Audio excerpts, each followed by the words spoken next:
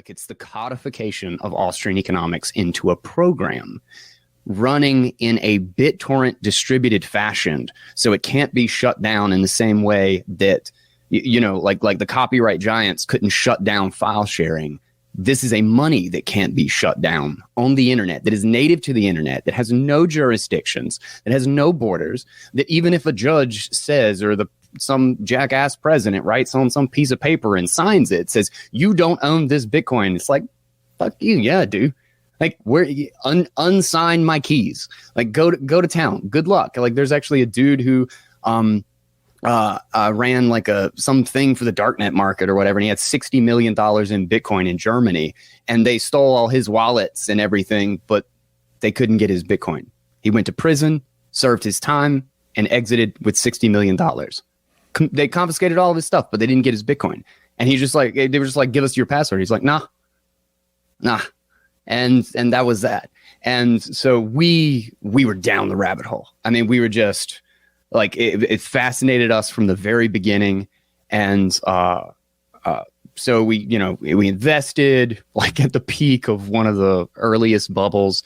And then I proceeded to just get clobbered for 98%. I mean, just like absolutely wiped out. And I was like, oh, well, great. I'm an idiot. And I don't really know what I'm doing here. And so after throwing up and getting over the fact that I had just made the dumbest decision of my life, I had no idea what I was really talking about. And I just invested in some utopian dream that I stumbled upon on a website. I said, okay, well, I'm at least not going to exit with my $3 that I've got left in this thing, unless I understand it, unless I can explain why it won't work. And I started reading. I read and read. I looked for every single thing I could get my hands on. And 10 years later, I couldn't find a way in which it wouldn't work. It continued to grow. And one day I just decided that, like, there's so much to cover. Like we just talked about, this is a 1,000-hour topic. And so I said, all right, well, I wished for years and years, because I'm a huge podcast listener. You listen to your show, listen to all sorts of stuff. And I said, I wish somebody would actually read these articles out loud so that I could consume them at like 30 times the rate, right? And one day I was just like, nobody did it for 4 years while I just wished somebody else would. And so I sat down on my bed one day with my iPhone, and I just read an article into my iPhone and then published it on a podcast. And it got like 40 downloads or 50 downloads. And I was like, hey, that's kind of cool. And I did it again the next day and the next day after I got home from work. And 700 episodes later, quit my job year and two years ago, with the idiot idea that I was going to do this by itself. But sure enough, it seems to be working. And I've tried to explain Bitcoin from every possible perspective: philosophy, the engineering, the cryptographic, the monetary history. And I've read so many like Mises and Hayek pieces and stuff on the show. I got an audio of Anatomy of the State, precious origins of cypherpunk anti-government mentality. And yeah, so here I am. I guess that's the short-ish version.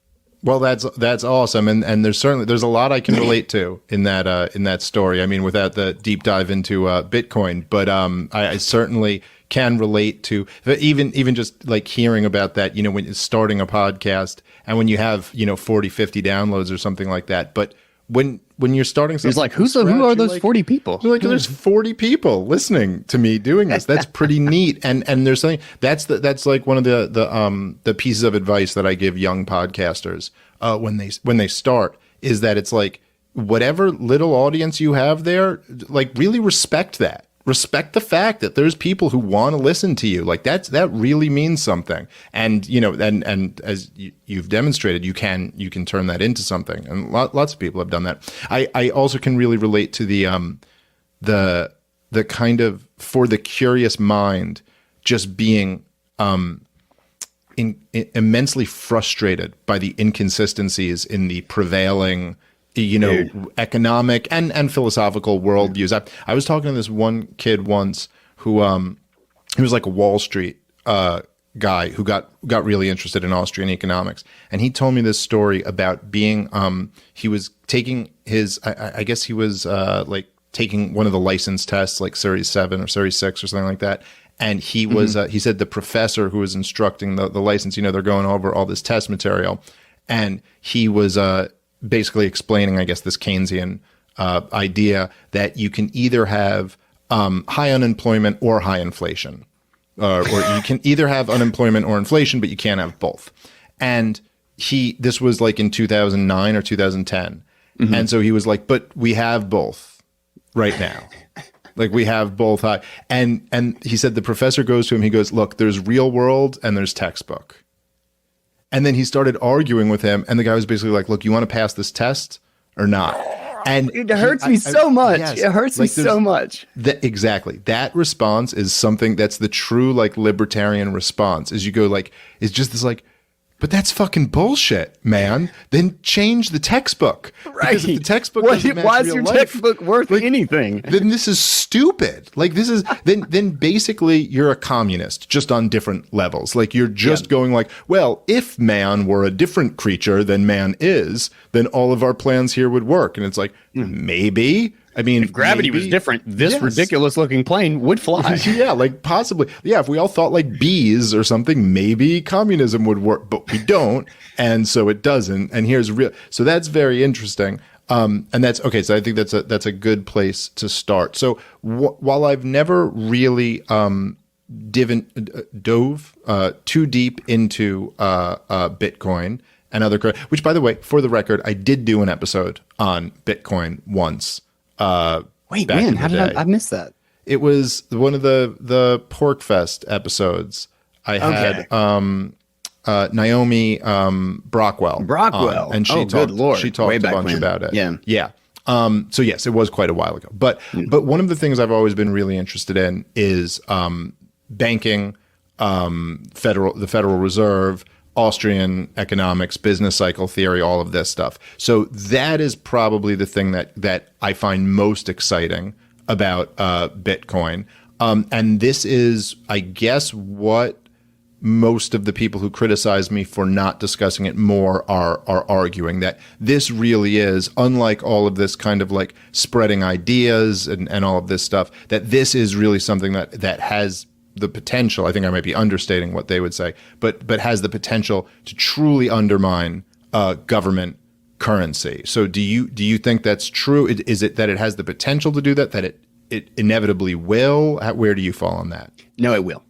It will. When you kind of start to unravel monetary history, if you take like a really big step back, anytime a harder money, anytime a more sound money existed in the presence of a soft money environment, it didn't matter how strong the cultural ties were. It did not matter how strong the violence around implementing that soft money was. Eventually, it simply collapsed. Gresham's law and Thier's law, whatever, played out, and the value of the softer money always died. And we could not be in a better environment for that, because these soft monies are getting as soft as they possibly can, as fast as they possibly can. And here in that same environment, the reason gold doesn't work is because it falls victim to the centralization problem. Is because we live in a digital age. We've lived in a virtual, quote unquote, a virtual monetary system since like the mid 1600s, when kind of like the Amsterdam burst, like in the first stock markets and paper notes representing real value started to become the main. Really great book on this is Nick Batia's Layered Money. Actually, that's one I'd highly recommend. But it's about the history of our monetary system that went from physical to quote unquote virtual. And so you mean like notes or notes, paper money? Yeah, virtual as in representatives, right. Value representations, and basically that whole arc. But essentially, there was a very it was a subtle but a very profound flaw. There's a bug in the system that, in order to actually to move to this new state of a monetary system, we had to give up the decentralization and the individual verification of the money. It suddenly turned into a game of trust, where we had to have some other institution that obviously gained an astronomical amount of power from being this central institution that was going to hold the real money and then tell us how much there was and who owned it. And of course, that gets abused. Like there is no greater power in the world than the power to print and control the money, because it is the power to consume all of the resources without ever giving anything back. While everybody else has to work their ass off to make chump change, somebody else can just print $1 trillion into existence and just confiscate millions of lives worth of stuff. Like just soak it up out of the economy. And then while everybody else is spinning on the hamster wheel and life is getting harder, and it's like, I've just made all this stuff my whole life and it feels like there's just not that much more there. Why is it that stuff is still hard? Stuff is still difficult to acquire? Well, it's because there's an entire subset of the society that's just a parasite. That's just eating up and consuming all the resources and corporate corporate subsidies and bailing out their buddies. They're using up all the resources, and they're actually net consumers. Right. And everybody else is just propping them up. Bitcoin is a digital money that solves the trust problem. It says we're actually going to use a unit that no one can counterfeit. It is 100% counterfeit proof. And it's literally all of the benefits of gold, except better, and none of the drawbacks.